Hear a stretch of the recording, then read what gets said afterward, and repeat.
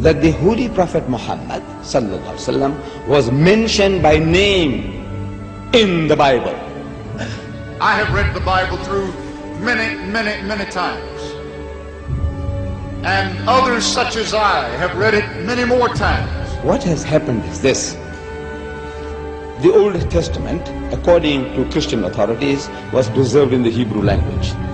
In the Old Testament, in the Song of Solomon, chapter 5, verse 16, in the Hebrew language, it reads, Hikko mamittakin vi kullo Muhammadin zahdudi vi zahra'i bainat Jerusalem. Song of Solomon, chapter 5, verse 16. The word Muhammadim is Muhammad, im, I-M-in. Im is a plural of respect in Hebrew. You see the first verse of the Bible, book of Genesis, chapter 1, verse 1. It says, in the beginning, God created the heavens and the earth.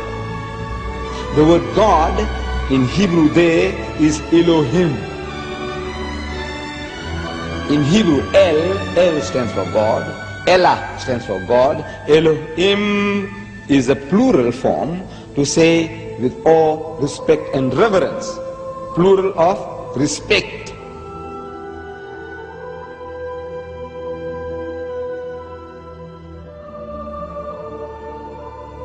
The word is there in the Hebrew language. In the original, what they call original, it's there. But they have translated that in English as altogether lovely. So this beloved of mine is altogether lovely, says Solomon. You can't associate with the word Muhammad. You read it 1,000 times, altogether lovely, altogether lovely.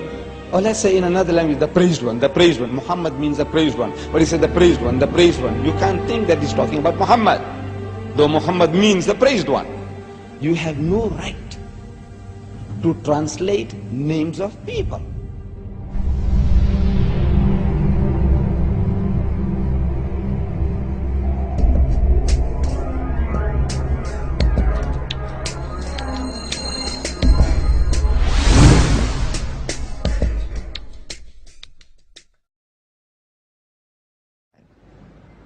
إذ قالت الملائكة يا مريم إن الله يبشرك بكلمة منه اسمه المسيح عيسى بن مريم. The story of Jesus' birth is narrated in vivid detail in the Quran. As in the Bible, an angel tells Mary she is pregnant despite being a virgin. But the story of what follows then changes completely. In the Bible, Mary's role is limited to the passive mother of Christ. The Quran gives accounts of her ancestry, her birth, her childhood in the Temple of Solomon, and as mother of Jesus. She's the only woman mentioned by name in the Quran.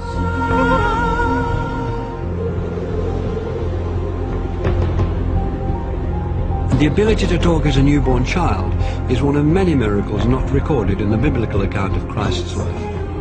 We have more sayings in the Islamic tradition about Jesus than you'll find in the Gospels themselves. So there is a possibility that other things did happen. There were many Gospels around that didn't all make it into the New Testament. And the Church tried to limit the number of Gospels. In the Christian narrative, the most central and fundamental point of Christianity is the death and resurrection of Jesus Christ. Well, Islam basically denies that. وقولهم إنا قتلنا المسيح عيسى بن مريم رسول الله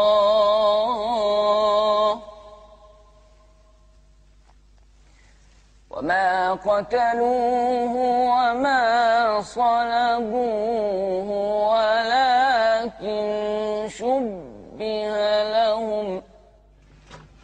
To find the story of Christ's crucifixion and resurrection being changed is too much for some Christians. J. Smith is an evangelical Christian who spent 25 years studying Islam. is dedicated to disproving the Quran's version of Jesus' last day on earth. If Jesus were to come down to Speaker's Corner, I would imagine he'd get up on the ladder like I'm going to get up on the ladder. And what he would say to Muslims specifically is he would probably confront them with what they've done to him, what their scriptures have done to him, not them personally, what their scriptures have done to him by taking away his divinity, by also suggesting that the greatest act of history, the most sacrificial act that anybody has done, to die for mankind, God himself to die for that which he has created, has completely been eradicated, has completely been thrown out of their scriptures. The essence of Islam is submission to the absolute, to the divine. And that's where salvation lies, in submission to the divine, or at least a recognition of the divine. In Christianity, salvation lies through the acceptance of the blood of the Lamb.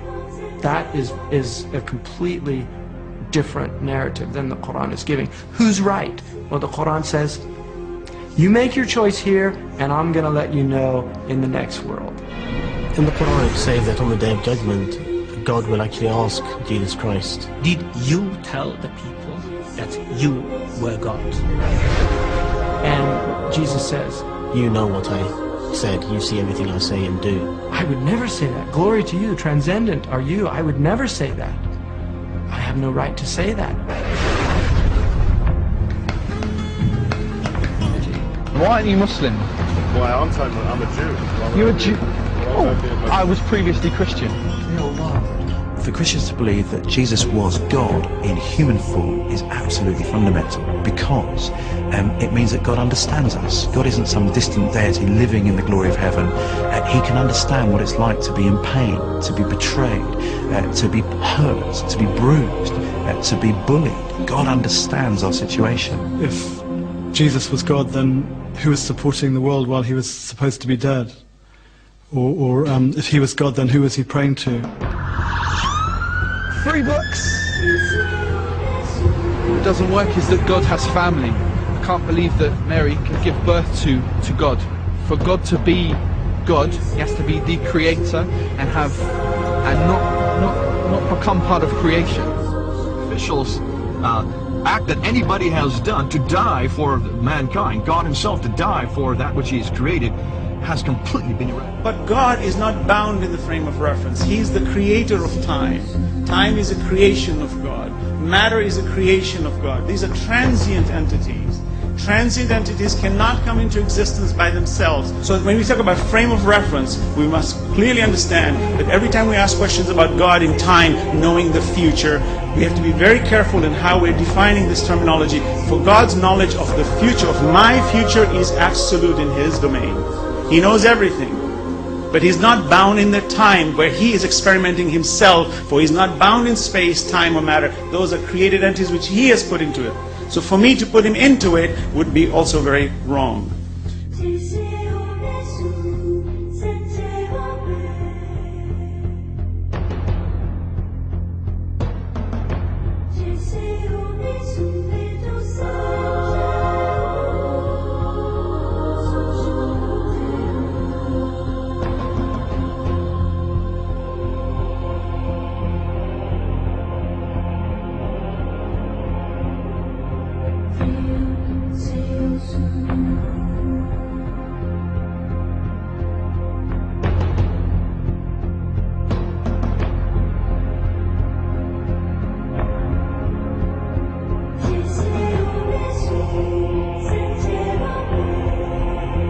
Prophet Adam was created from no female and no male. Eve was created from one male and no female. Jesus was created from one female and no male. And all of us have been created from one male and one female.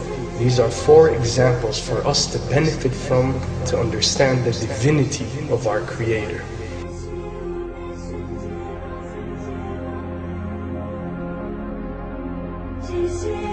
Then there is no difference that cannot be overcome between Christianity and Islam.